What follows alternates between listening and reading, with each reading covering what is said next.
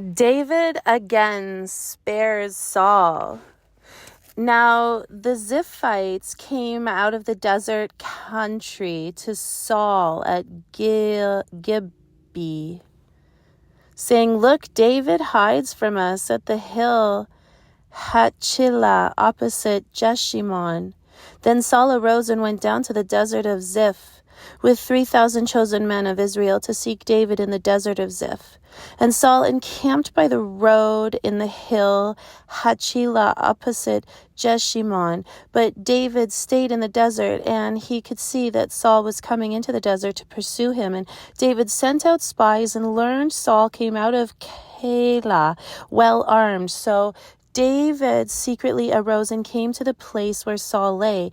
Abner, the son of Ner, the commander of his army, was there too. Now Saul lay in a covered chariot, and the people encamped round about him. Then David spoke up to Ahimelech the Hittite, and to Abishai, the son of Zeruiah, brother of Joab, saying, "Who will go with me to Saul in the camp?" And Abishai said, "I will go with you." So that night David and Abishai went in among the troops, and there lay Saul asleep in the covered chariot. His spear was jammed into the ground by his head, and Abner and the troops were sleeping all around him. Then Abishai said to David, "The Lord places your enemy in your hand this very day. Once and for all, let me strike him with the spear that is in the ground. I will not strike him again." And David said to Abishai, "Do not bring him down, for who can bring his own hand against the anointed of the Lord and go unpunished?"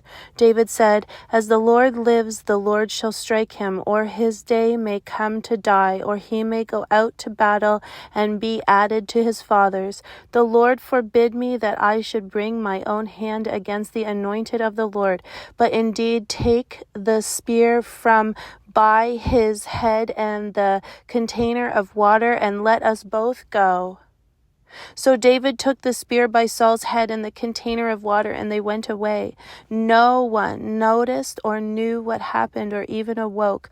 All were sleeping because a deep sleep from the Lord fell upon them. Now David went over to the other side and stood on the top of the mountain far off. There was a great distance between them, and David called out to the people and spoke to Abner, saying, "Do you not answer, Abner?"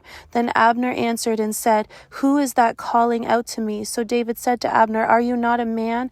And who is like you in Israel? If so, then why do you not guard your lord the king? For one of the people entered your camp to destroy your lord the king,